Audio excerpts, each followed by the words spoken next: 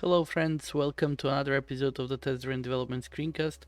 My name is Jov, and in this video we are gonna continue our work on the post creation. Basically, we wanna cover the negative outcomes from the functions, from the operations of creating a post, and slowly start to finishing up the business logic, maybe even finish the in-memory implementation, so that we can slowly start moving towards the UI. So let's see how that's gonna be going. Let's see where we left off and how we are gonna continue. So basically we have the two tests for the positive outcomes, and let's actually run all the tests to make sure everything's still fine. So we are green, and I think we are also clean, so there is nothing to commit, so we can proceed working. But just before we start working on this, there was a leftover from the previous episode that we didn't finish. So basically in the previous episode we were dealing with elements of randomness, so that we came up with two interfaces. One is the clock and the other is the ID generator, and at this moment we have only implementations of these interfaces available in the tests, which are the controllable clock and a controllable ID generator. So we don't have production implementations of these two, but we need those because we won't be able afterwards to construct, let's say, for example, here the view model that we are working, it takes clock, it takes ID generator. Probably they're gonna move somewhere, but in fact we need those implementations in the production code, so that we will need those real instances of those. So before doing anything else, let's first write those two implementations. So for example, for the clock, there is nothing much I can do in terms of testing. So I can just write an implementation that will return the system timestamp, and that's about it. There is nothing much I can test there. So just directly, let's go ahead and create a class. I'm gonna name it system clock. That will derive from my clock. So its implementation is gonna return the system current time millis.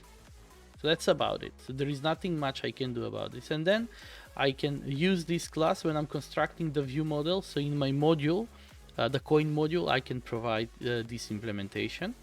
I'll definitely need it. And let's check this in first. So now we have an implementation of the clock that returns the system current time in millis. Right. And yeah, but for the ID generator, the situation is a little bit different. So every time I call the ID generator, it will generate new ID for me. But the thing is that that's also an element of randomness, but at least I can use, let's say, regex to check on the pattern. So what I'm imagining is a UUID generator is gonna be my production ID generator. That's gonna be suitable in my thing, and I guess that I can write an implementation that will generate UUIDs, and for that case I can write a test. So let's start from the test. Actually, write a new test. So my test gonna be UUID generator test, and my first test gonna be generates proper or correct UUID. Instead of assert equals, I'm gonna do assert true.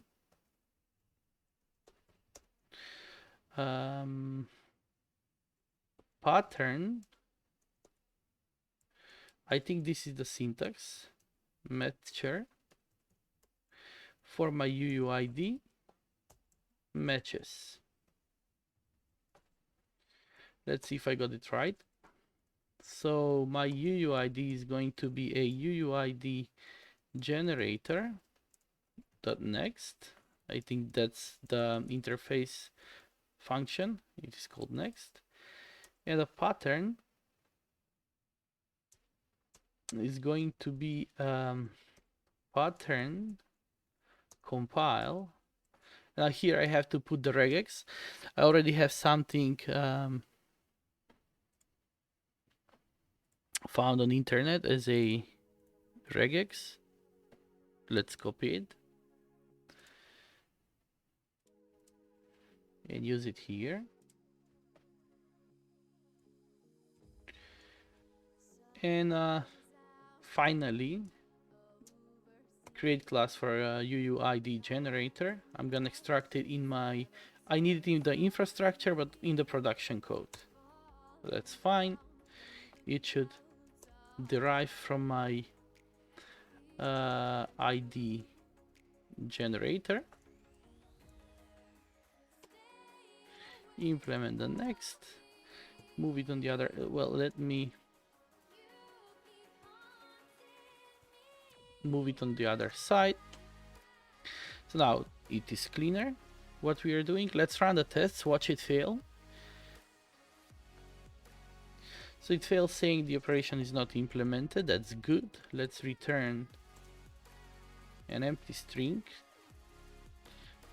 first. And yeah,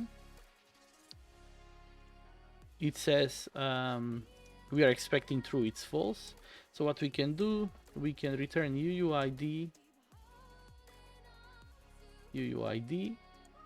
random to string.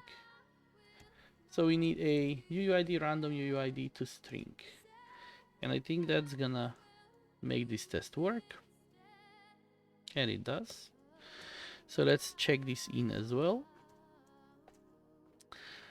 And I'm gonna say now we have an implementation of the ID generator that returns UUIDs.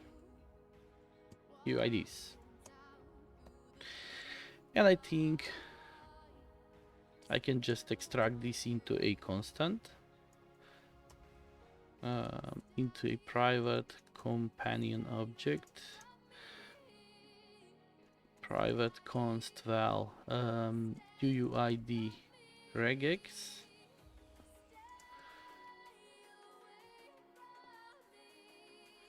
And then I'll do here the UUID regex instead. That should still work. Nice. And let's actually I can just amend the previous commit instead of making an additional commit. That's gonna be fine. Let's close this now. Close also on the right side and also the system clock. Now I have the both implementations here. I'm happy with it, and now I can proceed working on.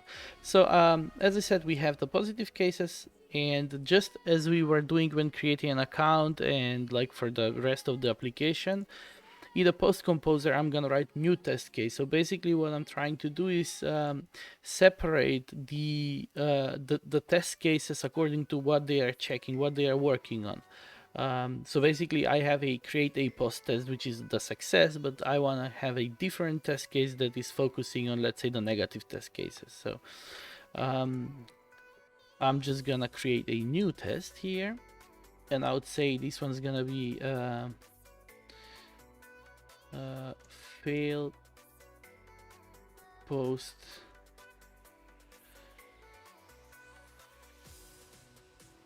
failure creating post test.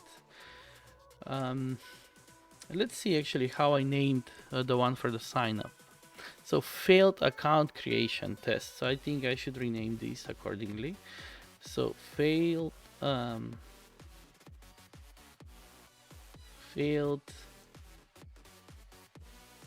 post creation test. Yes. And let's go ahead and write our first test. So now I'm a little bit thinking of what I'm gonna be testing. So in terms of creating a post, my reasoning is that let's say I'm reaching out to a backend, or like, doesn't matter if I'm reaching out to a backend or not, but like in terms of creating a post, what are the conditions for me to not be able to create a post? So all I have to do is just send a text. The text can be the same that I have posted previously, or it can be a new one. But the idea is that every post is unique because it has different UUID or ID. It has different timestamps, so it's unique.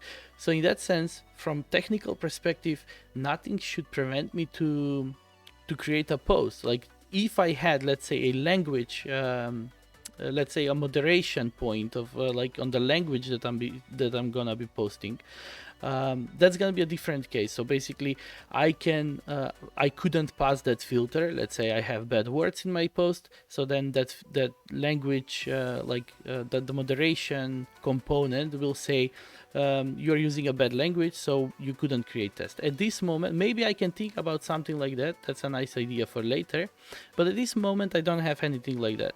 So in that sense, the only reasons why I wouldn't be able to create a post are either I am offline, or the backend says, let's say, I don't know, I don't want to create this post because, like, I don't know the user, this is unknown user ID, for different reasons. Let's say the backend has some reasons, like the errors that could be from 400 and up.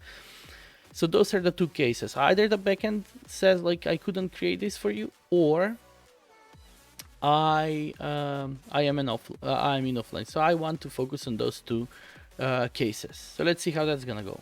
So first I'm gonna be focusing on the backend error. So what happens when I have a backend error? So when I have a backend error, I expect my create post state backend error to be the view model post state value. So the value in my post state inside the view model should be backend error. So that's my assertion. I always start from the assertion. That's what I want to do. And that's gonna happen when I call a view model create post and I pass there.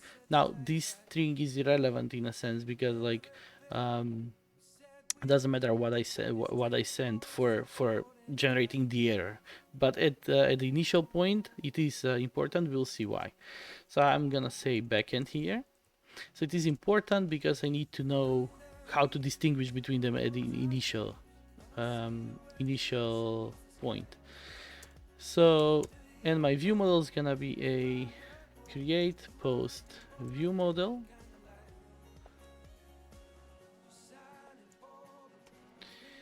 And I of course have to initialize it, so I need to pass in memory user data. I need to pass my controllable clock, let's say 1L, and I need to pass my controllable ID generator, let's say post ID 1. And of course I don't have the backend error.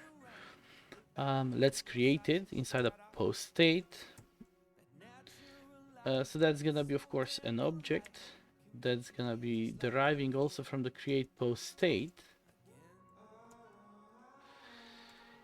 And now my test is compiling. Let's go ahead, run it, and watch it fail. So it fails, but it doesn't fail for the reason I'm expecting it to fail. It fails because of the looper. So what I have to do first is extend this with an instant task executor extension. And now it should fail for the reason I expect it to fail. And of course it does, because it says I am expecting a backend error, but what I get is the post being created. So what's the simplest thing for me to make this test pass. So of course, as I said, it is this thingy here is important only for this case, only for this situation, because I need to be able to distinguish like when to do something. So here I can say if the post text is backend, then I can say mutable post state value is gonna be backend error. Otherwise, do the old thing. And that should make my test pass. And it does. So let's check this in.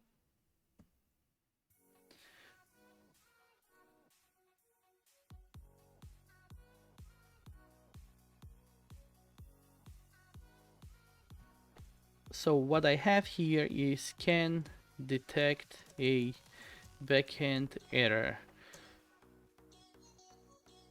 As long as the, not as long, but error, but only for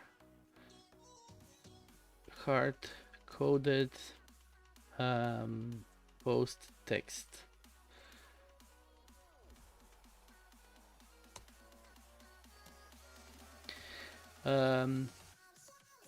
That's about it. Let's proceed. Let's add another test for what happens when I'm in offline. When I'm in offline mode, I don't have a connection. I expect create post state offline to be my view model post state value. So that's my expectation. I don't have offline. Let's create this object. And that's gonna also derive from the create post state.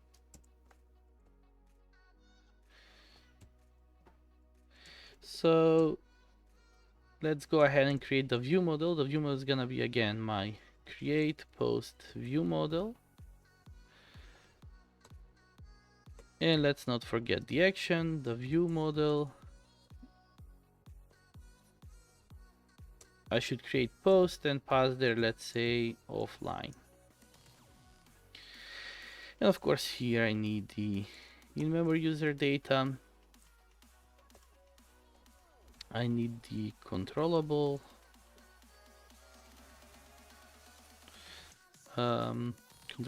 clock first, and controllable ID generator post ID. So you may say, why, for example, I bother retyping all the time all these things instead of just copy pasting from above. I am not a big fan of copy pasting. Because copy pasting is always keen on like adding things that you might not need. You can just paste things that you don't really need, but just because you paste it, you don't want to go over and then fix the things. That's one. And another thing is that when I'm typing myself, I may spot things that that might not feel right, and in that sense, it's gonna bring me more sort of proof that something smells, so I have to take care of. So that's why I always suggest typing instead of copy pasting, but yeah, it's probably up to you. So now let's run the test. Watch it fail. It fails. It says that the post is created similarly to the previous situation. So how do we fix this? We add here an else if the post text is offline. In this case, we can do mutable post state value is gonna be offline, of course, and that should make the test pass, and it does. So now let's also check this in. Can detect an offline error, but only for hard-coded post text. So I'm adding this in the commit messages because like when I see the history, I will see that actually I'm not done. I'm just using sort of hard-coded data here that I want to push towards the up the call stacks. I have to get rid of this here. And now it's the time for refactoring, so we can start refactoring and see how that's gonna work. So first, I think what we can start off with is this create new post thingy. So basically my reasoning is that this checks the if and else, the checks of whether whether it should, like, the post should be created or some error should happen. They should be part of the create new post. So create new post is basically what my backend would be representing. So we have here a post catalog. So that's an interface that we came up with. So basically this interface is our contract between what we have, our application, and the backend in the future. So this contract represents how we are gonna communicate. So in that sense, here I have posts for given user, and then in that sense it makes sense to have here a function that will be able to take posts for given user. So my backend, like, because this is representing the backend should provide me a way to add posts for a particular user. So that's what I'm saying. So I think that this create new post does belong, it is sort of representation of what my backend will be doing. So part of the contract is that if I want to make it part of the contract that if I add a post for a particular user, then asking posts for that particular user should return those posts. So we can actually make a correlation with, let's say, the list interface. So the list interface, it says that if you add an element into the list, then is empty should be false, or like the count should be greater than 0. So that's part of the contract. So that's what this interface will be representing for me. Although it is between my my sort of application, the backend, but I'm gonna make it as part of the contract. I'm gonna write contract tests for this to make sure that this contract is like fulfilled between my in-memory implementation, which is here. So I have in-memory post catalog, which is actually storing, returning the post for particular user. So in that sense, this in-memory post catalog is the test double that I'm using to represent the actual backend. And using this test double, I can come up with a contract test that will make sure that however my in-memory post catalog is acting, the backend should be also providing the same thing. So that's the idea with this interface. So in that sense, because I have now this create new post, first thing I would like to rename this into add post.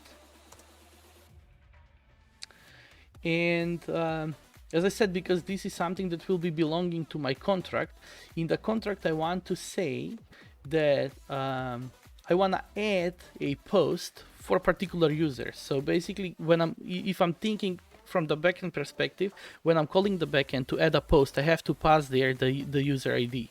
So the backend will get the user ID, will get the actual post message, like whatever I'm sending, and internally it's gonna create a timestamp, it's gonna create an ID, so it generates randomly the ID, it gets the timestamp of the current request that I'm making, it will take my user ID and a post message and it will create a post. So that's the idea.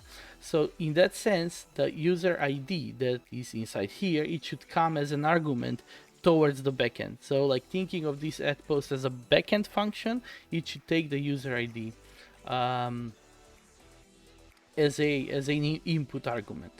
So let's immerse this into an argument for the add post. I'll name it user ID, and actually I can just eliminate this line. And now the test should be still running. And I like to rename, not rename, but change the signature of this function to get the user ID, to get the user ID first. So I don't know why the shortcut doesn't work. So the user ID should be first, the post text should be later, so that it will be easier to see for me that add user, that for the given user, add post for the given user, and what's the actual post. So as part of the contract as well, if you take a look at the post catalog, it will make sense to have it that way. Okay, so let's check this in first. We didn't check if everything is still working because I've done that change. Now we can commit. So improved the API for adding posts, adding a new post. So that's nice. So this is something, as I said, that will be going towards. So if I think from abstraction levels, this add post is sort of very low level of abstraction because it wants to go towards the backend. So it's sort of an operation that's somewhere there. Then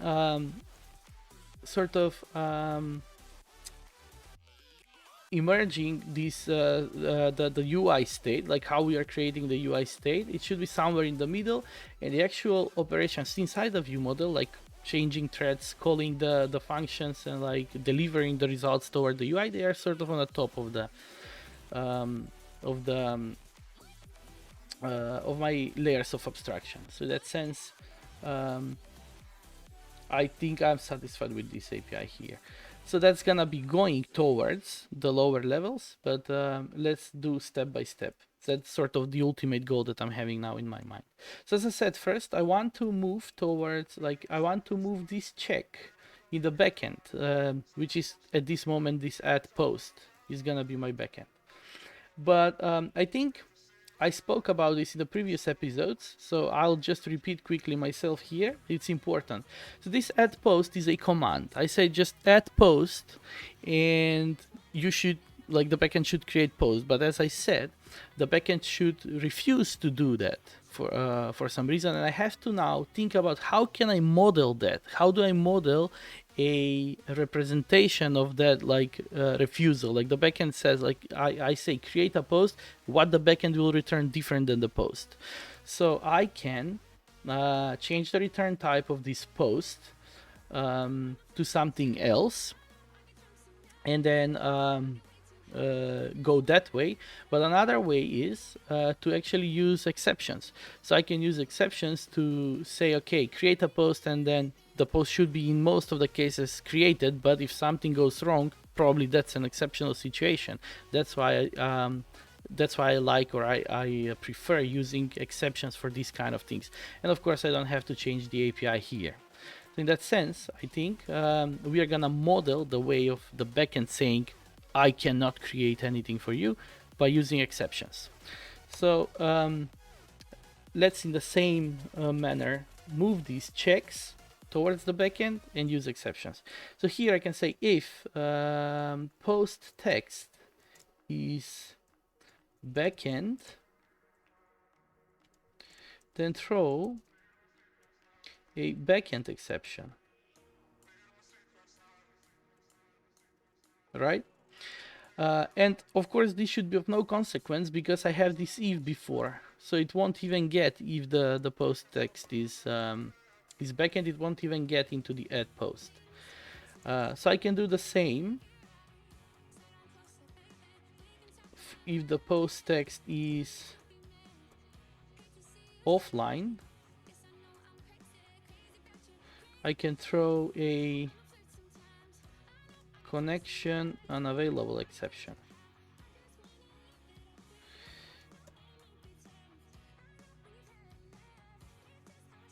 Right. And so now what can I do is I can transfer the ball towards the add post instead of doing the checks in my create post. So how do I do that? there is no like automated refactoring for this. So the way I go when there is no automated refactoring is like I duplicate the thing that I have, change the things, like come up with a new thing, see if it works, and then delete the previous thing that was there. So I'm not gonna duplicate, but I'm gonna just write a new thing and then see if that's gonna work. So then I can delete the old thing. So what I will do here is I'll do a try.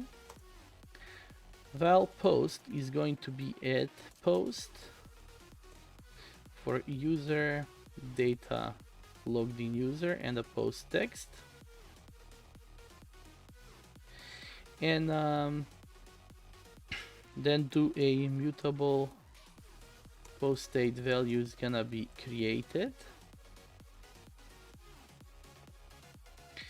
And catch the exception. So if I have a backend exception,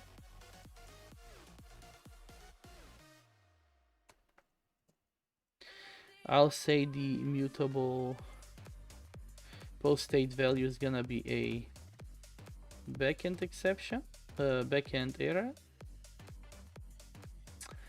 And if I get an offline exception, in that case I'll do a offline, and this should work. If I run the tests, it should work, and it does. So what I can do is I can get rid of this thing here. So as I said, I created a new thing, made sure it works, I removed the old thing, and again make sure it does not break anything. Nice. So I can now check this in. So move the checks towards the lower level. Well, maybe use exceptions to represent errors to use exceptions to raise an error when creating a post goes wrong. Nice. And so what I can do further on is I can decouple now the I can separate away the creation of this data of the UI state and the delivery of the UI state. So basically the delivery is gonna be saying mutable post state.value is something. So basically I can remove this duplication here, the duplication in this particular thing. So mutable post state value, mutable post state value, mutable post state value. So that's a duplication that I wanna get rid of. So how can I do that? Again, there is no direct way or easy way like from the studio. So I will just do val result is. So just gonna pull this out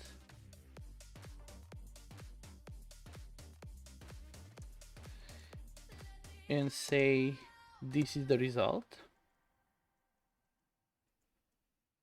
and that should work. That's the second operation that's happening. So the tests are still green, so I can just get rid of this now, and that should still work.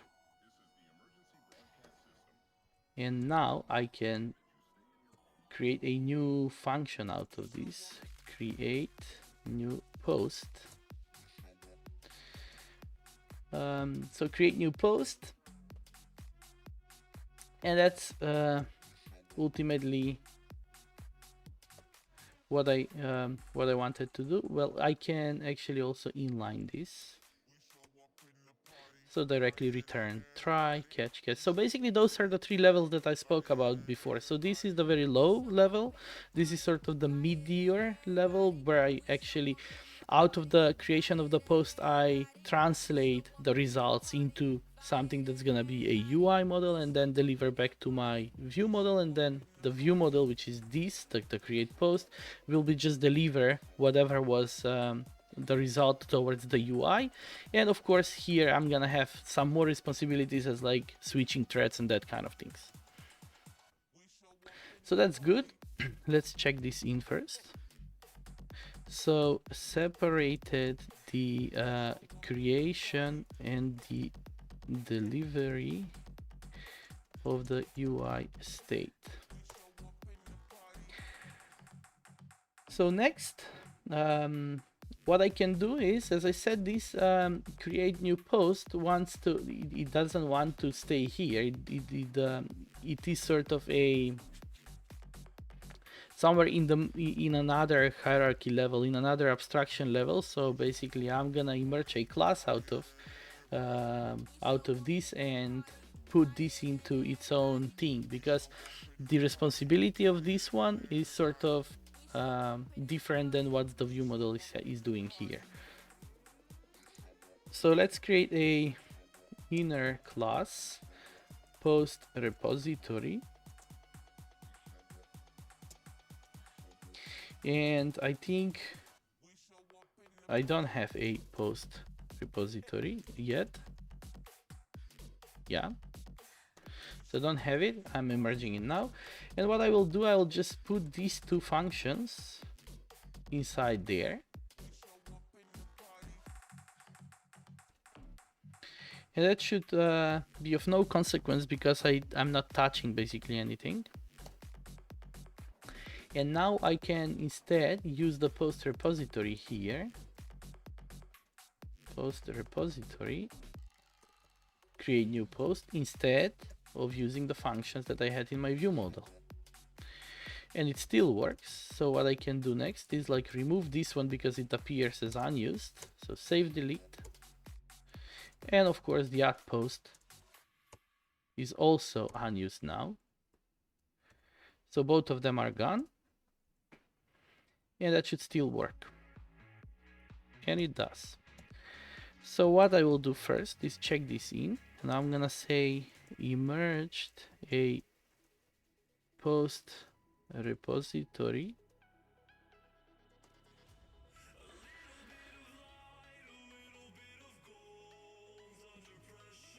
abstraction. Good. So now what I wanna do is I want to move this out from here, but in order to move this out from here, basically this class is using the user data, is using the clock and the generator, and what I need to do is I need to also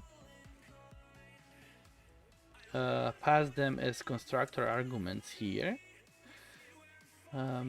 So then I can also remove the inner modifier, but of course here I have to provide them. I'll just say user data clock ID generator and create a post. So that should work. And what I will do now is I can just move this out into my production code, but I'm gonna put it inside my domain posts. Domain, yeah, post, yeah. So that's gonna be my production code. So we have a bunch of things to refactor here still. We want to move this one towards the, as I said, into the contract, into the interface.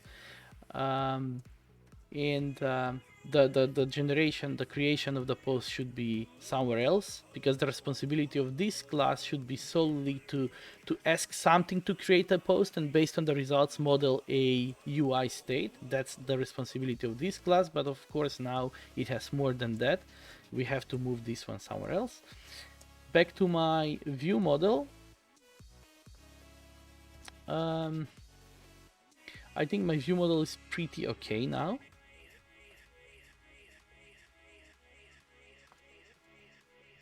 And let's see what we got here.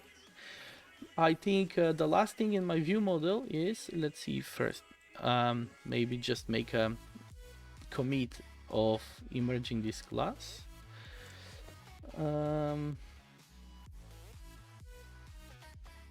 Yeah, so I want to split these two commits because I was thinking about combining the two, but I think I'm better off to have them split. So let's see what I'm actually doing now. So extracted the post repository into a file of its own, or maybe into a separate file.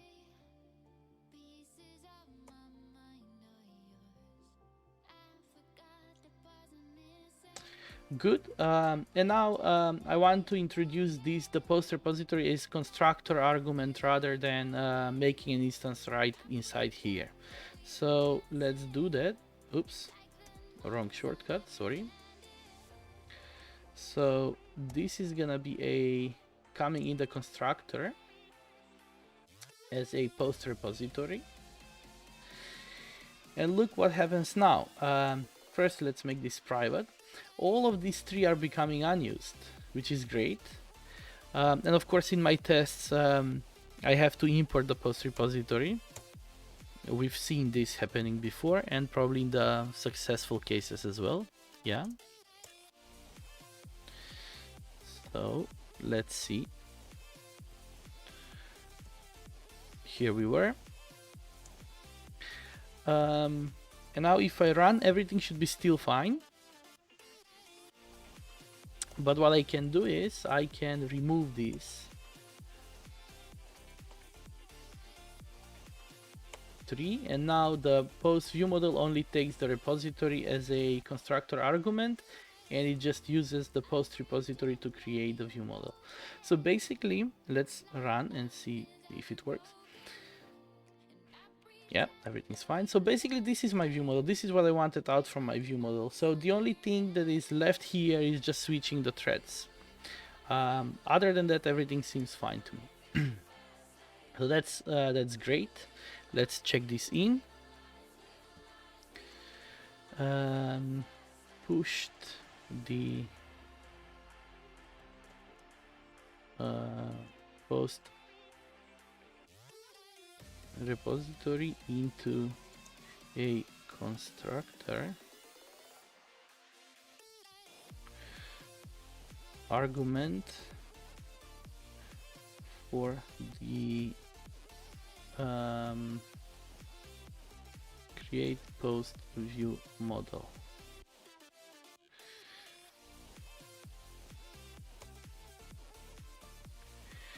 That's good.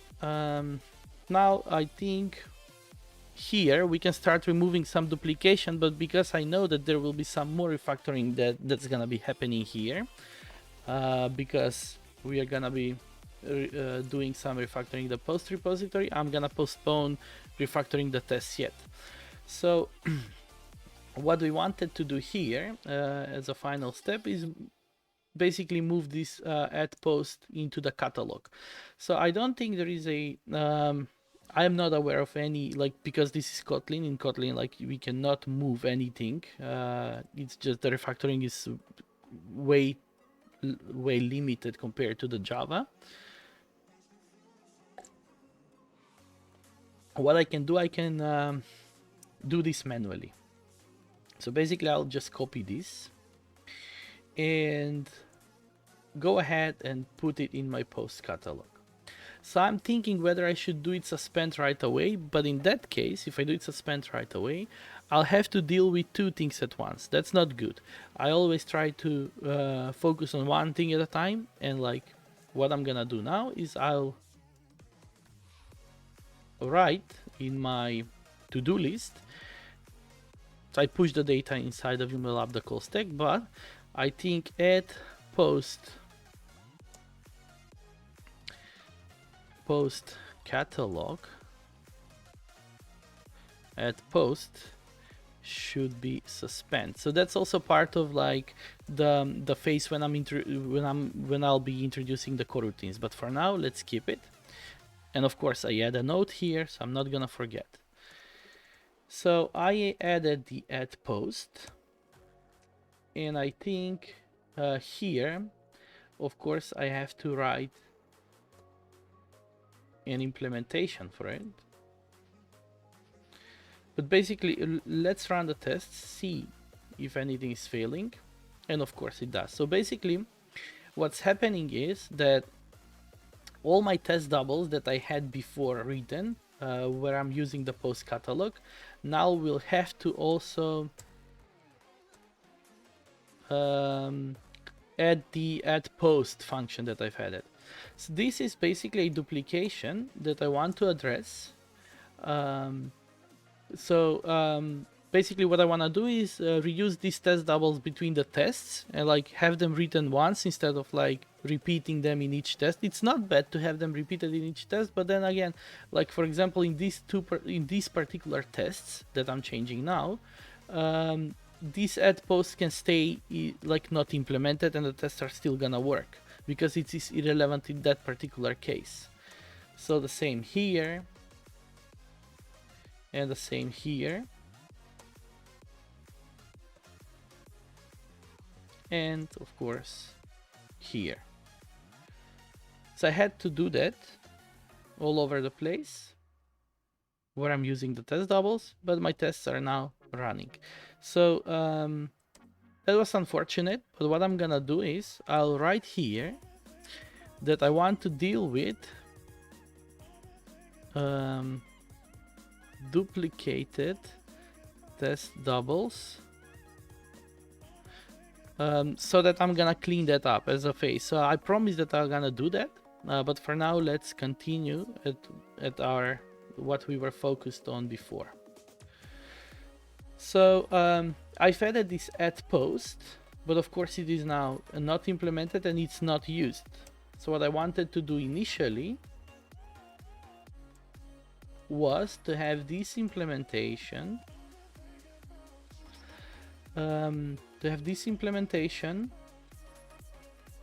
inside here, right? But because it takes clock and ID generator, let's back that off first, leave the to do, the tests are working, and let's see where we are in Git first. So in Git we have added the add post as part of our contract, so let's check that in first. So introduced the add post function as a part of the post catalog contract. Introduced, yes. So that's fine. And now what I'm gonna do is I will change the signature of this in-memory post catalog so that I can inject the clock and the ID generator. So let's go ahead and do that. So here basically I need a val that's gonna be ID generator, and the type's gonna be ID generator.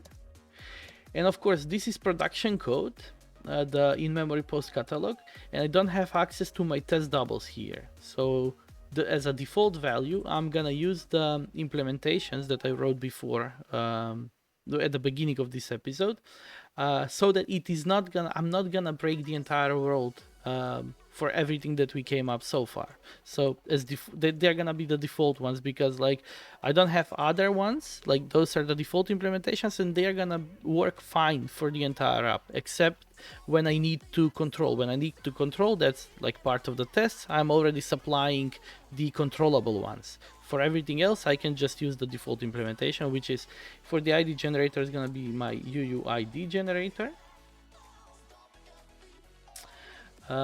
And of course I need a val for my clock, which is gonna be type clock, but my own clock, not the Java time. And the default value is gonna be my system clock, but also the one that I wrote. So that's about it. Let's do this refactoring.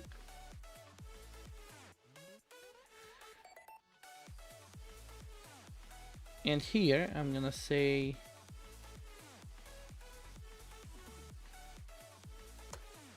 this is gonna be a private, this is gonna be a private. So what happened? Let's see. Well, that's not what I wanted to do. Let's back off. So let's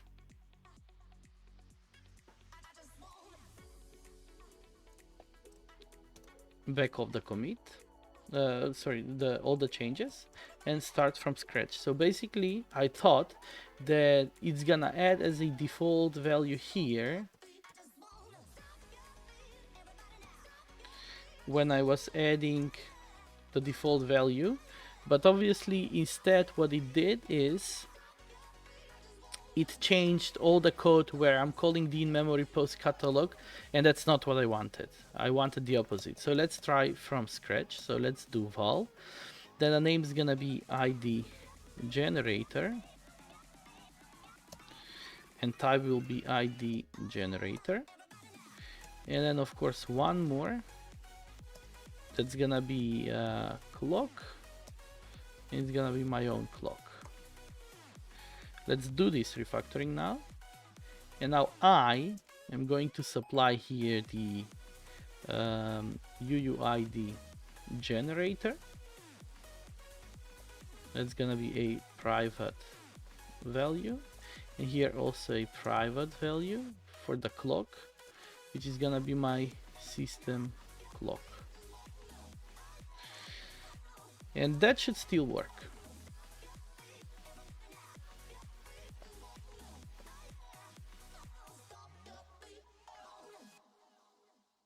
So in my module, and here I think I just it added this this comma, but yeah, for some reason, but it doesn't really have to. Yeah, that's unfortunate, but these changes are not gonna appear, I think, in the commit. So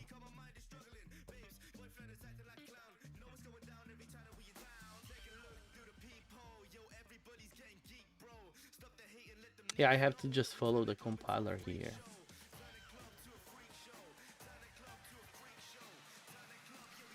Yeah, that's quite unfortunate, but yeah.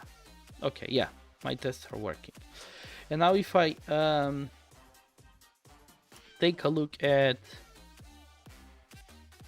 the change history, what actually changed is basically I'm just adding this constructor argument. So all these following the compiler problems that that they were appearing,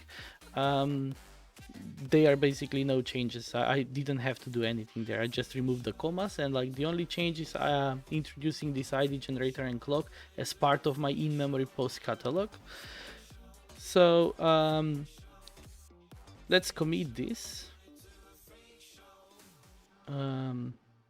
Introduced the ID generator and the clock as part of the in-memory as constructor args for the in-memory post catalog. So essentially, let's close everything that's irrelevant for now. Essentially, my in-memory post catalog, as I spoke before, is acting now as my backend. So it can, I can ask it to actually, I can pass there a user ID and a post text, and it will create a post for me. So that's the idea. Now I don't have the implementation, but I'm gonna move the implementation here. But essentially what's happening is that I say, okay, create a post, here is my user ID, here is the text, and it will generate a post for me. And it knows internally how it's gonna do that by using the ID generator and the clock. So essentially if I have a backend, a real backend, these operations are happening on the backend by itself. I don't have to provide their timestamps or whatever. So that's actually what I wanted to achieve. And that's great. I like this. So now finally I can copy this and paste it in here.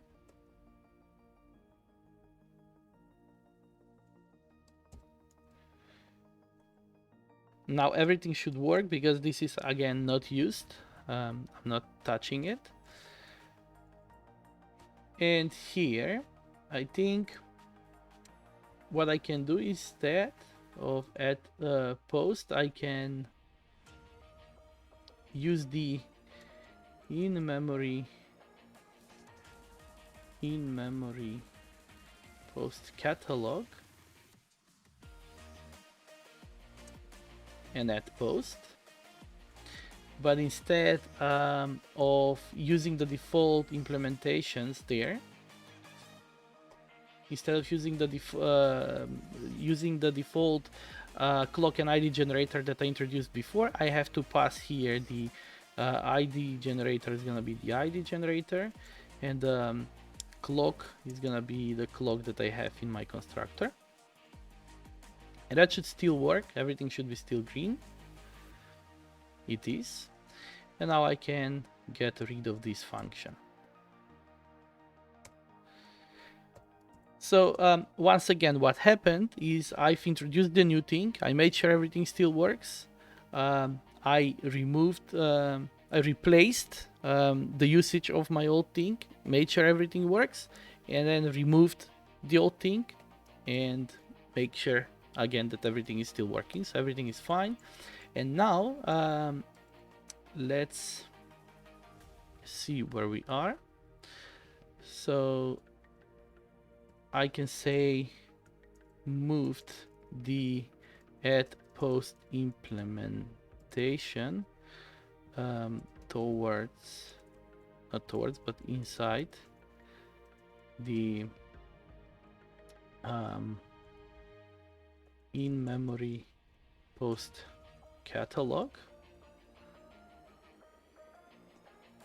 Move the add post implementation from post repository. Yes. And finally, I think what I can do is I can introduce the in-memory post catalog as a constructor argument of the post repository. So the post repository will only deal with the post catalog. And again, here in my tests, I have to import. And that should work, I think, for the positive cases as well, yeah.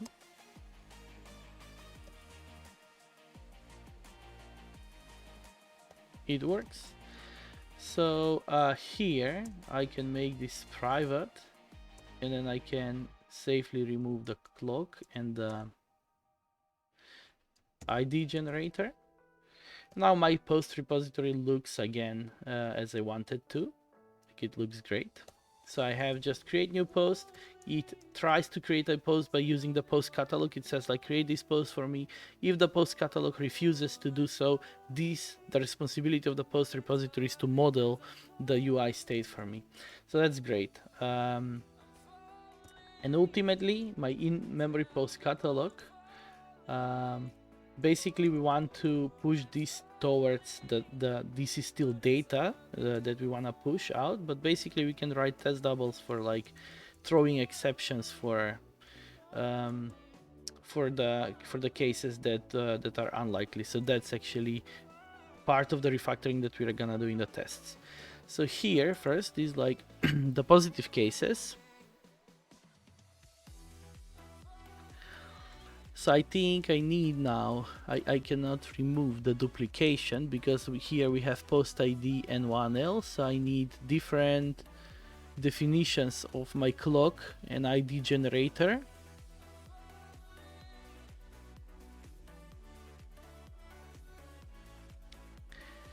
Yeah, that's a bit bigger of a setup, but I think it's not that much of a problem. It's okay. So just because I need the ID generator and the clock, there is a relation between the ID, the timestamp here, and the post ID here, and the user data. So they're all important, and that's just the structure. So I think that's fine. I'll leave it here in this test as it is.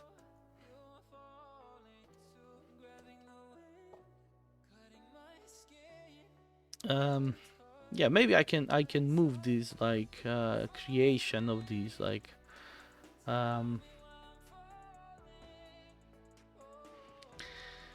up, but it's not gonna add too much value. So let's close this for now. Let's move back to my errors. So for the errors, what I wanted to say is, like, because I want to remove this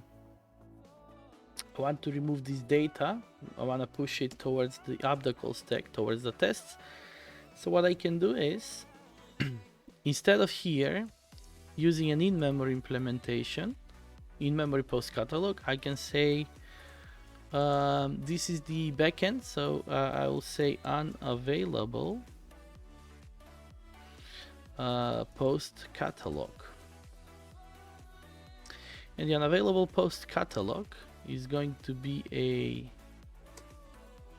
okay, it's not allowing me to create a class for some reason. So private class available post catalog that will derive from the post catalog.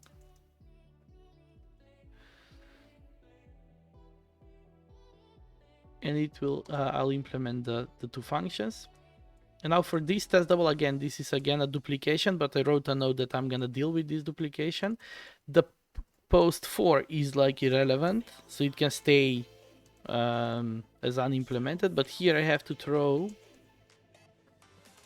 a backend exception. So what's the problem? Oh yeah, the problem, I think I made too much of a step here.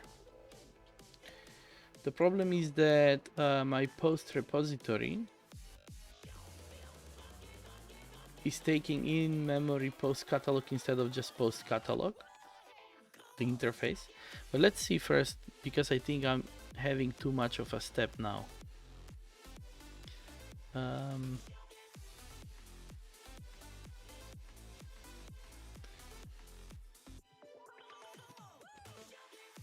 So let me undo what I wrote here. Get back to the green state. I should be green, yes. And now make a check-in first. So what happened is pushed the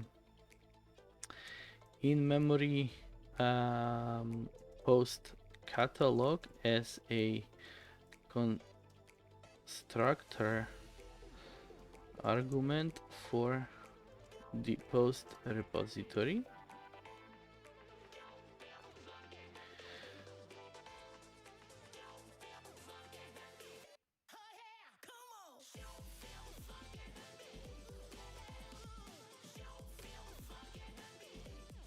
Yeah, I think that's a good description. And in the same note, so first here I'm gonna do a post catalog, so I'm gonna depend on abstraction rather than the concrete implementation. And here what I'll do is I'll amend the previous commit. Good. And now I can here say that instead of in-memory post catalog, I'm gonna use unavailable post catalog, which is going to be a class inside here that will derive from the post catalog. And as I said, I'm gonna only override the add post to throw a backend exception, and that should still work, so that I can now remove these two from here. They are unused. So basically I just create a view model that takes post repository where I pass user data and unavailable post catalog. And in fact, let me inline this, and now it makes it way cleaner.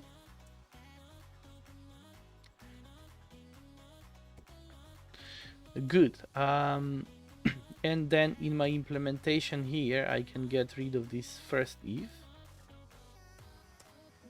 and that should still work,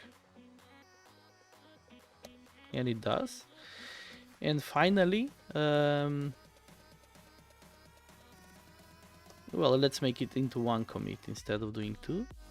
I can do the same here, but basically use offline post catalog. Instead, again, delete these two, inline this, and have it nicer. Then emerge this class. This is also gonna be a post catalog, implement the members, but this one will just throw a connection unavailable exception. Let's make this private as well.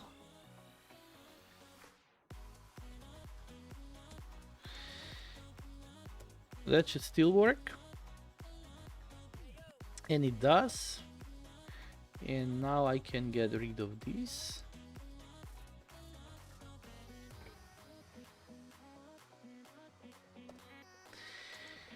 But the thing is now that when we generate a post, if we ask then, as we said, that it's gonna be part of the contract, asking for posts like post 4 is not gonna return whatever we created, because here we are not adding this post inside the available post. So basically this is not acting according to the contract. I'm gonna take a note about this in here. Oops. The post catalog contract is not completed because the posts, the created posts are not added in the collection. So basically it's easy fix, like we can just do extract this and then available posts, add the post. But of course this is not what we want to do without testing, so we have to first write the contract test, make sure that we catch that, we put that in as a part of the tests, and then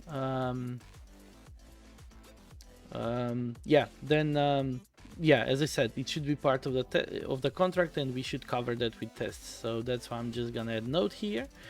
But other than that, I think now the tests are fine. I do want to do the cleanup, so